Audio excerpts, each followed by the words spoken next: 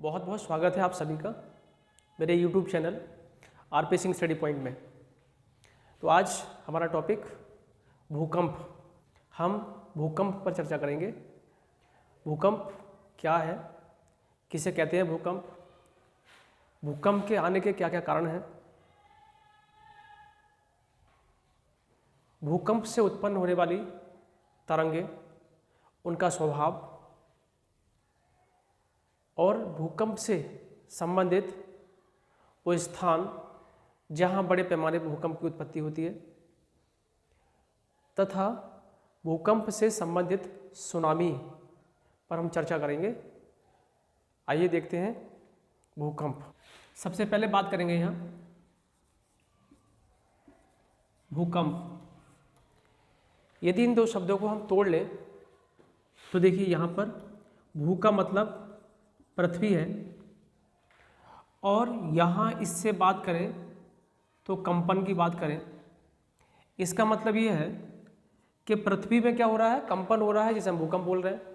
साधारणतया सिंपल भाषा में यदि हम बोलें तो पृथ्वी में उत्पन्न कंपन भूकंप है। दूसरी बात, इसे और व्यवस्थित परिभाषा की बात करें तो ऐसे बोलेंगे, पृथ्वी की भूपर्पटी में किसी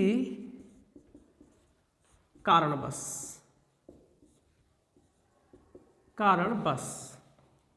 उत्पन्न कंपन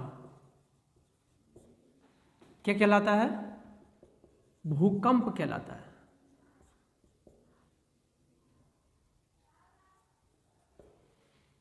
देखिए अर्थक्वेक। दूसरी बात, अब अगर मैं बात करूं यहां पर भूकंप की उत्पत्ति कहां होती है, भूपर्पटी में होती है।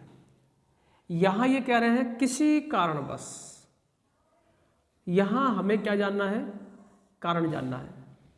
तो यहां जो चर्चा हम करेंगे, पहले भूपर्पटी की चर्चा करेंगे और फिर हम नंबर 2 पर कारण की बात करेंगे, आखिर किस वजह से भूकंप की उत्पत्ति हो रही है। आइए देखते हैं सबसे पहले भूपर्पटी और इसका एक चित्र बना करके इसकी चर्चा करेंगे। चलिए देखते हैं। देखिए यहाँ पर ये हम भूपर्पटी की बात कर रहे हैं। ये पृथ्वी की सबसे ऊपरी सतह है जिसे हमने भूपर्पटी या क्रस्ट बोला है। यहाँ पर मैंने बताया आपको कि भूकंप की उत्पत्ति कहाँ होती है, भूपर्पटी में। जहाँ भूकंप की उत्पत्ति होती है उस केंद्र को क्या कहते हैं, तो उस केंद्र का नाम हमने दिया भूकंप मूल या उसे फोकस कहते हैं। उसके बाद यहाँ से उत्पन्न लहरें चारों तरफ प्रसार करती हैं। इसमें सबसे नज़दीक सरफेस का जो पॉइंट होता है, या मैं ये कहूँ कि वो बिंदु जहाँ सर्वप्रथम कंपन अंकित किया जाता है, उस बिंदु को हमने भूकंप अधिकेंद्र नाम दिया, जिसे इंग्लिश में हमने इपी सेंटर बोला है। इस तरह से हमने दो स्थानों का अध्ययन किया। यहाँ पर एक भूकंप मूल है और दूसरा अधिकेंद्र है। मानचित्र में एक भूकंप अधिकेंद्र हो गया और एक भूकंप मूल हो गया। भूकंप मूल का मतलब जहाँ भूकंप की उत्पत्ति हुई, और भूकंप अधिकेंद्र का मतलब जिस सरफेस पे हम रह रहे हैं उस सरफेस पर सबसे पहले कंपन अंकित किया गया, या ये कहिए कि भूकंप मूल के ठीक ऊर्ध्वाधर बिंदु, ठीक ऊपर का बिंदु जहां सबसे पहले कंपन अंकित किया जाता है, उसे भूकंप अधिकेंद्र या इपी सेंटर नाम दिया गया है। तो इस तरह से हमने समझा कि कहाँ किसे क्या बोला गया है। चलिए 2 टर्मोलॉजी हमारी यहाँ पूरी हो जाती हैं, एक भूकंप अधिकेंद्र और एक भूकंप मूल। आगे देखते हैं।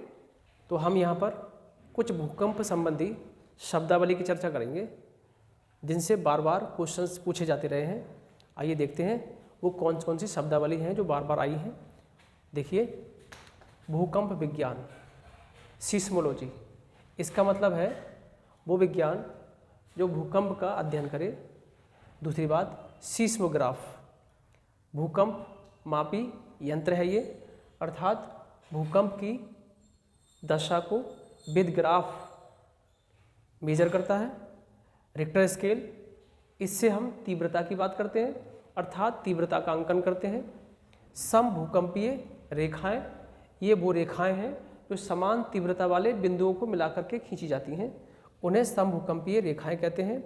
होमोसीस्मल लाइन, इनसे मतलब होता है कि एक ही समय में जिन जिन क्षेत्रों में भूकंप आया है उन सारे क्षेत्रों को मिलाकर खींची गई रेखाएं होमोसीस्मल लाइन कहलाती हैं। तो ये कुछ शब्दावली थी जो मैंने आपसे चर्चा की। आप इस चीज़ को, आप इस जानकारी को, वीडियो को पॉज करके लिख सकते हैं। चलिए आगे देखते हैं।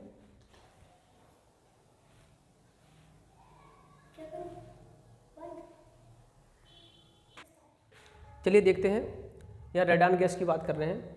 तो ऐसी संभावना व्यक्त की जाती है, और कहने का मतलब ये है कि नवीनतम अनुसंधान के तहत हमें ये पता लगा है कि भूकंप की आने के पूर्व, भूकंप की उत्पत्ति के पूर्व वायुमंडल में रेडान गैसों की सांद्रता बढ़ जाती है।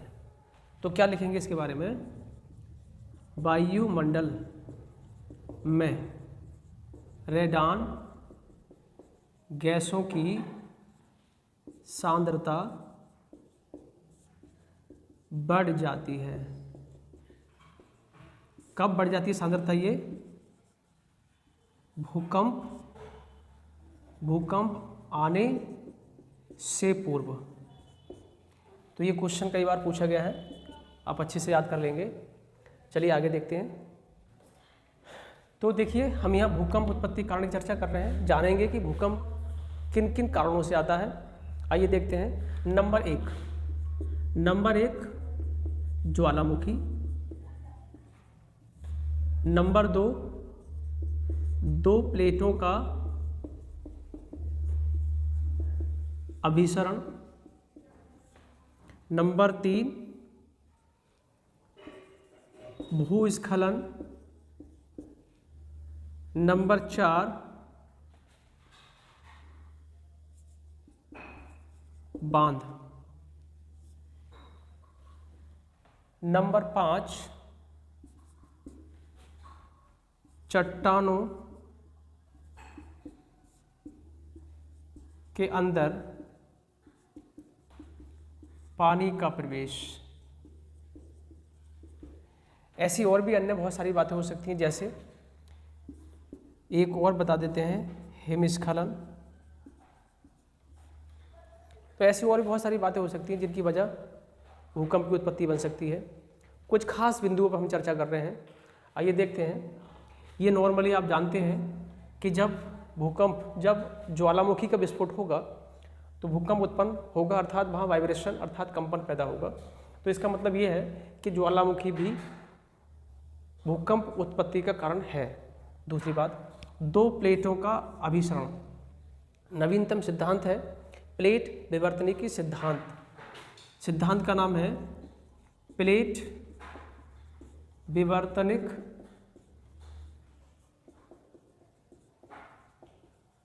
सिद्धांत। तो यहाँ पर देखिए आप, हम ये देखेंगे किस प्रकार से ये प्लेटें भूकंप की उत्पत्ति का कारण बनती हैं। आइए देखते हैं। तो देखिए, ये 2 प्लेटें हैं। ये देखिए, ये दोनों प्लेटें एक दूसरे के सम्मुख गति कर रही हैं। ये प्लेट स्थलीय है, ये प्लेट महासागरीय है। ये प्लेट भारी होती है और ये प्लेट हल्की मानी गई है। इसलिए ये दोनों प्लेट जब अभिसरण करती हैं तो आप देखिए इस तरह से इनका अभिसरण होता है, और यहाँ पर फ्रिक्शन होता है, यहाँ पर अर्थात यहाँ घर्षण होता है। तो घर्षण से भी वाइब्रेशन अर्थात कंपन उत्पन्न होगा। जब 2 प्लेटें टकराएंगी तो कंपन उत्पन्न होगा। दूसरी बात, जब ये प्लेट अंदर की ओर मर्ज कर जाती है तो अंदर टेम्परेचर ज़्यादा है और वहाँ ये मेल्ट हो जाती है, और मेल्ट होने के बाद, पिघल जाने के बाद ये ऊपरी मुख प्रेशर क्रिएट करती है और इस प्लेट को तोड़ करके ज्वालामुखी की उत्पत्ति करती है। तो यहाँ पर देखें आप कि प्लेटों के टकराने से भूकंप की उत्पत्ति के 2 कारण सामने आ रहे हैं आपके। एक ज्वालामुखी हो गया दूसरा ये जो पॉइंट है, ये वाला पॉइंट जहाँ दोनों प्लेटें आपस में मर्ज कर रही हैं, अर्थात टकरा रही हैं, यहाँ पर देखिए आप, या टकरा रही है अर्थात जहाँ घर्षण हो रहा है, तो दो प्लेटों का जो घर्षण है, तो घर्षण भी क्या बन रहा है, भूकंप की उत्पत्ति का कारण बन रहा है। तो ये सबसे ज़्यादा महत्वपूर्ण उदाहरण है, कारण है भूकंप की उत्पत्ति का, कि कौन सा, दो प्लेटों का अभिसरण। ये बात याद रखें, सिंपल तरीके से दोबारा फिर बोल रहा हूँ कि सर्वाधिक महत्वपूर्ण कारण भूकंप उत्पत्ति का दो प्लेटों का अभिसरण है, क्योंकि दो प्लेटों के अभिसरण से ज्वालामुखी की उत्पत्ति होती है तो भूकंप आता है। दोनों प्लेटें जहां आपस में टकराती हैं वहां पर घर्षण से भी कंपन उत्पन्न होता है, तब भी क्या होता है, भूकंप आता है। यहाँ पर एक जानकारी मैं आपको और दे दूं, ये प्लेट मान लेते हैं प्रशांत महासागरीय प्लेट है, ये देख रहे हैं आप, और ये वाली प्लेट एशियन प्लेट है, ये एशियन प्लेट है। इन दोनों प्लेटों का आपस में टकराव होता है। ठीक इन दोनों प्लेटों के बीच में यहाँ पर मैं बात करूँ तो यहाँ पर है कौन, जापान, यहाँ पर जापान है। तो जहाँ एशियन प्लेट और पैसिफिक प्लेट, जहाँ ये दोनों प्लेट मिल रही हैं, उन दोनों प्लेटों के बीच में एक देश है जिसका नाम जापान है। आप जानते हैं, आप कहते हैं कि भूकंप वाला देश है ये, वो देश जहाँ दुनिया के सर्वाधिक भूकंप आते हैं, अर्थात भूकंपों का देश जापान है। आप जानना चाहेंगे कि आखिर वो क्या कारण है जहाँ जापान में सर्वाधिक भूकंप आते हैं, तो मैं आप बता रहा हूँ आपको कि पैसिफिक प्लेट और एशियन प्लेट के ठीक बीच में कौन वह है, जापान।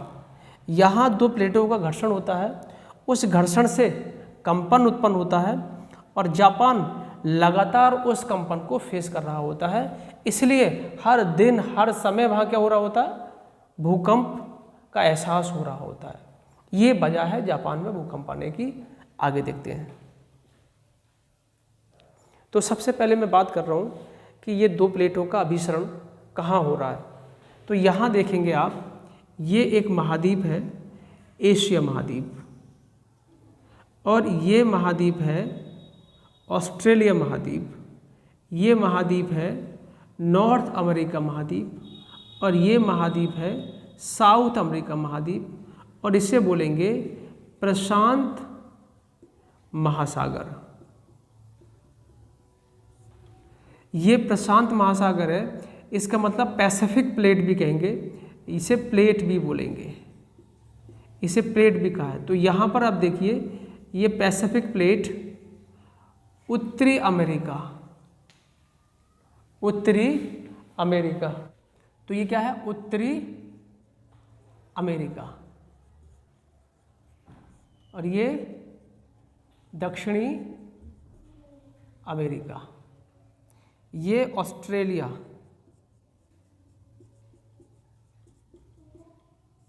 और ये एशिया।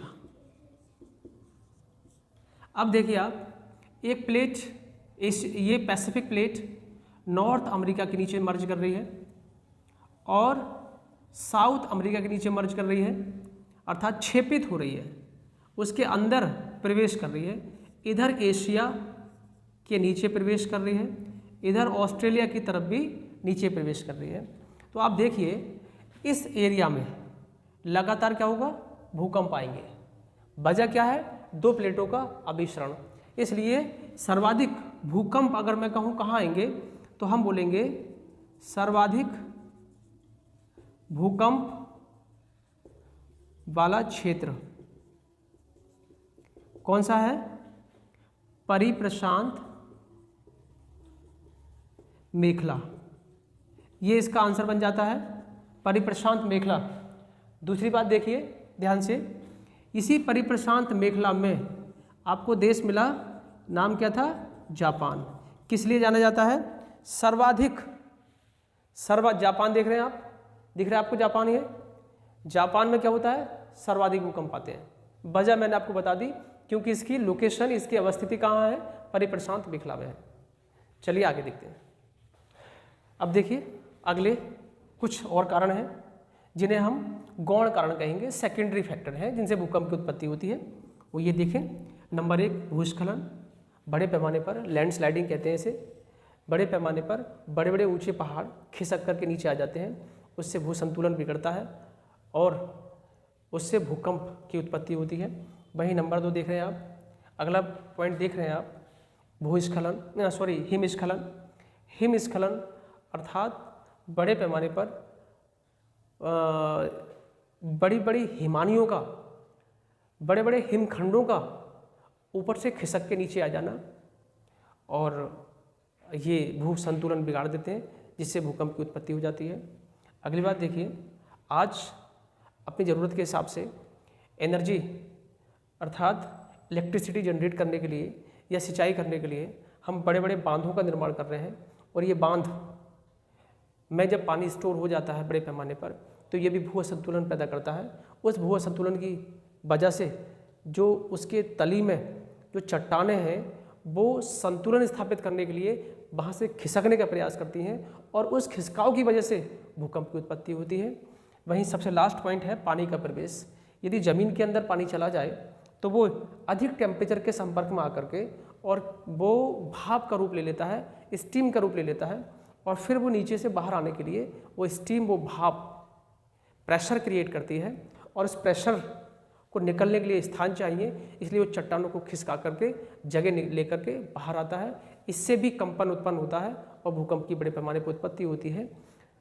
2001 में ऐसा माना जाता है कि भुज एक स्थान है, कहाँ? गुजरात में, और यहाँ बड़े पैमाने पर बड़ी तीव्रता के साथ जो भूकंप आया भुज में, उसकी मेन वजह संभवतः यही मानी जाती है।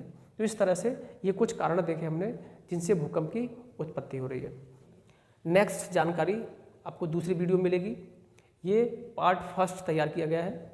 दूसरे पार्ट में शेष भाग महत्वपूर्ण तथ्यों के साथ तथा बार बार पूछे गए सवालों को ध्यान में रख करके बनाया जाएगा।